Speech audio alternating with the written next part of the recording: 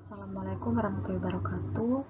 Saya Arini Susmika Putri dan rekan saya Putri Amelia Rizkita akan mempresentasikan bab sholat, di mana video ini kami buat untuk memenuhi tugas mata kuliah AIK 2. Pembahasannya sebagai berikut. Yang pertama, kami akan membahas tentang hakikat sholat. Yang kedua, mengapa Allah mewajibkan sholat. Yang ketiga, tujuan dan fungsi sholat. Keempat, hikmah sholat. Kelima, makna spiritual sholat. Dan yang terakhir, ancaman bagi yang meninggalkan sholat. Sholat adalah salah satu jenis ibadah di dalam agama Islam yang dilakukan oleh Muslim. Kegiatan sholat meliputi perkataan dan perbuatan yang diawali dengan gerakan takbir dan diakhiri dengan gerakan salam. Kemudian ada dua hakikat bagi sholat, yaitu hakikat lahir dan hakikat batin. Hakikat lahir ialah berdiri, membaca, ruku, sujud, dan yang semisal itu dari tugas-tugas sholat lahir. Hakikat batin. Hakikat batin adalah sholat khusyuk, hadir hati, ketulusan dan keikhlasan yang sempurna, meneliti dan memahami bacaan-bacaannya, tasbih, dan yang semisal dengannya. Sholat seseorang itu tidak akan dianggap sempurna, melainkan dengan menerapkan kedua hakikat ini sekaligus. Mengapa Allah mewajibkan sholat? Karena sholat merupakan salah satu sarana yang paling utama dalam hubungan antara manusia dengan Allah Subhanahu wa Ta'ala. Sholat juga merupakan sarana komunikasi bagi jiwa manusia dengan Allah Subhanahu wa Ta'ala. Sholat juga mempunyai kedudukan yang sangat penting dan mendasar dalam agama Islam, yaitu sholat adalah tiang agama yang tidak bisa disejajarkan dengan ibadah-ibadah yang lainnya.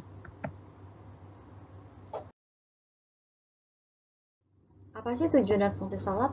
Nah, yang pertama, sebagai tanda bersyukur dan terima kasih manusia kepada Allah Subhanahu wa Ta'ala atas segala nikmat dan karunia yang telah diberikannya.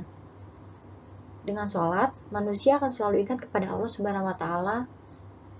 Juga dengan itu, semua perbuatannya akan selalu menuruti batasan-batasan hukum yang telah ditentukannya. Yang ketiga, mendidik dan membiasakan manusia hidup teratur dan menghargai waktu. Yang keempat, dengan diharuskannya bersuci bagi setiap orang yang hendak sholat, baik badan, pakaian, maupun tempat, maka dia akan terdidik bersih yang akan menjadi pokok pangkal kesehatan. Yang kelima, menanamkan rasa persamaan dan persatuan dengan mengerjakan sholat berjamaah. Dan yang terakhir, sewaktu sholat, manusia selalu memohon petunjuk dan perlindungan serta bertawakal, menyerahkan diri kepada Allah. Maka akan lega, aman, tentramlah pikirannya, dan akan hilang lenyaplah segala kebingungan dan kegelisahan.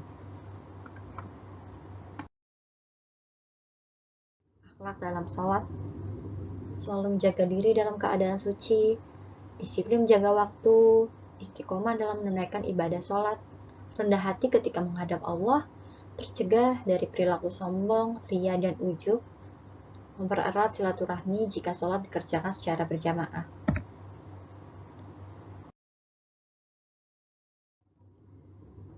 Yang keenam ada hikmah sholat. Hikmah sholat yang dilakukan dengan khusyuk akan membentuk pribadi yang mencegah seorang muslim dari perbuatan buruk.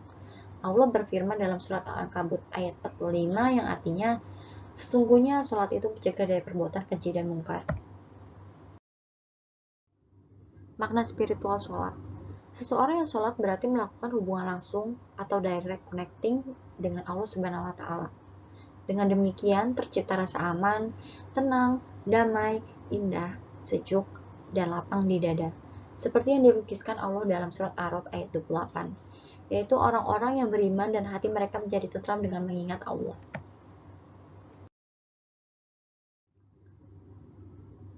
Nah, yang terakhir, ancaman bagi yang meninggalkan sholat. Sabda Nabi SAW, barang siapa yang menyepelekan sholat atau menggampangkan sholat, maka Allah akan menyiksanya dengan 15 macam siksaan. 6 siksaan di dunia, 3 siksaan ketika menjelang mati, 3 siksaan di alam kubur, dan 3 siksaan ketika keluar dari alam kubur. Barang siapa yang meninggalkan sholat secara sengaja, maka Allah Subhanahu wa Ta'ala akan menulis namanya di pintu neraka dalam daftar orang-orang yang akan memasukinya. Na'udzubillah min dzalik. Hadis riwayat Abu Naim. Terima kasih, sekian presentasi dari kami. Jika ada salah dan kurangnya mohon dimaafkan. Wassalamualaikum warahmatullahi wabarakatuh.